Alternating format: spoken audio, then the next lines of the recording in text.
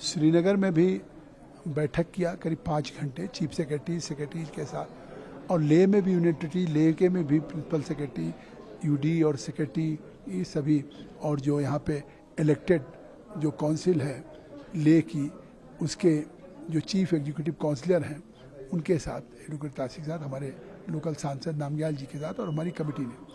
तो मुझे लगता है कि इतना बड़ा परिवर्तन आया पिछले 2 वर्षों में कि जो काम बरसों से रुके हुए थे वो काम आज बहुत तेज़ी से हो गए। बैंक्स के लोगों ने बताया कि हम फाइनेंशियल इंक्लूजन के लिए कि इस इलाके में युवाओं को किस तरीके से लोन मिले, किस तरीके से वो खुद स्वावलंबी हो सकें, तो ऐसे बैंक्स अपनी ब्रांचेज खोल रही। State bank of India, Canara bank, bank of India, उनके प्रतिनिधियों ने कहा, और प्रधानमंत्री स्वनिधि में स्ट्रीट वेंडर्स में काफ़ी डिस्कशन हुआ कि मतलब सिविल स्कोर को ख़त्म किया जाए, अधिक से अधिक लोगों को उसको 10,000 उनको दिया जाए जिसमें कोई कोलेटरल न भी हो, इससे लोग हो सके। तो एक नया वातावरण बन रहा है।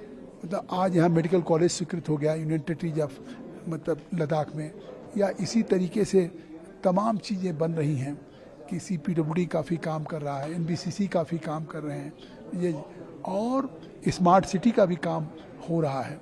और अमृत योजना के अंतर्गत जो एक तरह से सीवेज ट्रीटमेंट प्लांट का हो, सॉलिड वेस्ट मैनेजमेंट पे भी प्लांट लगाए जा रहे हैं, या एक तरह से स्टॉर्म ड्रेनेज सिस्टम को का है। तो इन सारी चीज़ों पे बातचीत हुई अधिकारियों के साथ भी, चुने हुए जनप्रतिनिधियों के साथ भी, और एक जो भारत सरकार के द्वारा प्रधानमंत्री मोदी जी ने जिन चीज़ों पर फोकस दिया है कि प्रधानमंत्री आवास योजना अर्बन शहरी कि सभी को 2022 तक घर मिल जाए, या उसके बाद अमृत योजना में सभी को पानी मिल जाए, सब घरों को मतलब वाटर सप्लाई के रूप में, सभी घरों में टॉयलेट हो जाए, स्वच्छ भारत में कम्युनिटी टॉयलेट्स हो, फ्रेंडली विंटर टॉयलेट्स हो। तो इन सारी चीज़ों में बहुत तेज़ी से काम हो रहा है सर।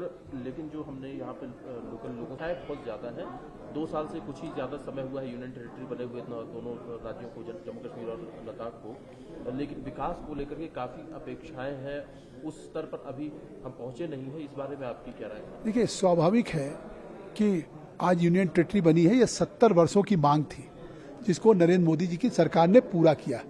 कल यहाँ पे चीफ इलेक्टेड जो हमारे काउंसिलर थे उन्होंने वेलकम किया, जो चुने हुए जनप्रतिनिधि हैं। खुद भारत के पार्लियामेंट के स्पीकर श्री ओम बिरला जी आए हैं। कल वो लेह में सरपंचों का चुनाव हुआ, पिछले दिनों ब्लॉक लेवल का चुनाव हुआ, उनको कैसे और एम्पावर्ड किया जाए, सशक्तिकरण किया जाए। तो कल श्री ओम बिरला जी उनको संबोधित करेंगे, कुछ मिनिस्टर्स उनके साथ। फिर 31 तारीख को union territory of Jammu Kashmir, वहाँ भी इसी तरह से इलेक्टेड, चाहे वो सरपंच हों, ब्लॉक में हों, या DDC हो जैसे जिला परिषद होता है, उन सबको मतलब एम्पावर्ड इन रूरल डेवलपमेंट में उनकी क्या भूमिका हो, कैसे सशक्तिकरण। तो आप देखिए कितना फोकस है। और एक बड़ी बात बता दूं कि यूनियन टेरिटरी ऑफ लद्दाख में और union of territory Jammu Kashmir में पिछले 10 सालों में इतना टूरिस्ट नहीं आया।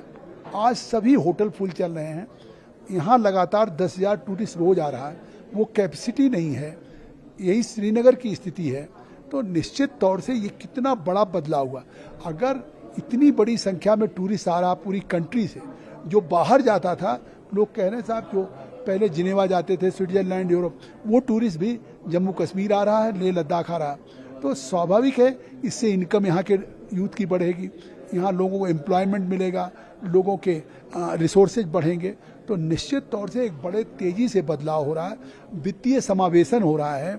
और जब बैंक्स और खुलते जाएंगे, चीज़ों के और सब चीज़ें बन रही हैं, मेडिकल कॉलेज, यूनिवर्सिटी या सारी ब्रांचेज अपने, तो निश्चित तौर से जो एक्सपेक्टेशन है वो पूरी होंगी। सर, लेकिन आप लोगों का क्या आकलन है कि किन किन क्षेत्रों में अभी और काम किया जाना? मुझे लगता है हर क्षेत्र में काम हो रहा है, कोई ऐसा क्षेत्र नहीं है कि ये 370 35A के समाप्त होने का यही फायदा है कि अभी तक बहुत से एक्ट लागू नहीं थे।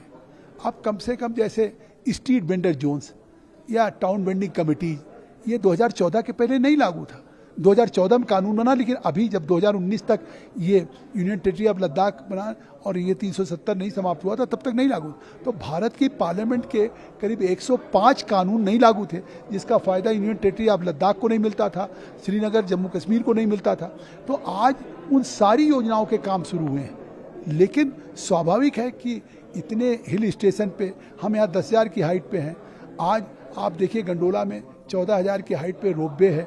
आज पेंगोंग लेक तक मतलब वो बनाया है, 18,000 की हाइट को पार करके जा रहे हैं। CPWD रोड का पेंगोंग लेक के उसके साथ 35 किलोमीटर CPWD ने रोड बनाया, जिससे हमारी बहुत तेज़ी से फिर मोटरेबल हो गया। पिछले दिनों जिस स्थिति में था कि हम कोई भी डिप्लॉयमेंट कर सकते थे। सर, लेकिन एक आखिरी सवाल है मेरा, और ये सुबह मुफ्ती जो कि जम्मू कश्मीर में प्रतिनिधित्व करती है एक पार्टी का, उनका ये कहना है कि आज स्थिति ये है जम्मू कश्मीर की, अगर कोई केंद्र सरकार के खिलाफ बोलता है तो उसे जेल में डाल दिया जाता है, और अभी भी जो है 1200 से ज़्यादा कश्मीरी जो है वो जेलों में बंद हैं। ये उनकी कुंठा है, हताशा है। उन्होंने कहा था अगर आर्टिकल 370 और 35 ये समाप्त होगा तो इस जम्मू कश्मीर में कोई तिरंगा उठाने वाला नहीं मिलेगा। मैं बता दूं, मैं 15 अगस्त को श्रीनगर में था, पब्लिक अकाउंट्स कमेटी की आई थी।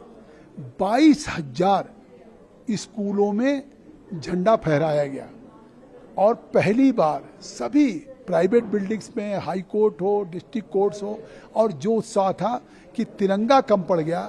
सेल्फ हेल्प ग्रुप लोगों ने, महिलाओं ने तिरंगा बनाया, जम्मू में तिरंगा बना। मुझे लगता पूरा जम्मू कश्मीर, लेह लद्दाख तिरंगामय हो गया था। आज वो कह रहे हैं कि जिस तरह की फ्रीडम है, 15 अगस्त को इंटरनेट चालू था, सारे फ़ोन चालू थे। आज आप देख रहे हैं कि आप खुद आए हैं, किस तरह की फ्रीडम है। आज आपके मन में कहीं कोई फियर नहीं है। तो मुझे लगता है कि वही लोग हैं, महबूबा जैसे लोग हैं या फारूक और उमर जैसे लोग हैं, ये जिस तरह का बयान दे रहे हैं, ये कौन सी सोच को दर्शाता है। आखिर वो अफगानिस्तान की बात करती हैं महबूबा, तालिबानी बात करती हैं। आकर के देखें कि जम्मू कश्मीर में पूरा देश आ रहा है और जम्मू कश्मीर पीस है। आज वो पाकिस्तान ऑक्युपाइड कश्मीर में नहीं देख रहे हैं कि जहां पाकिस्तान की फौज और ISI जुल्म का कहर ढा रही, उस पर नहीं बोल रही हैं।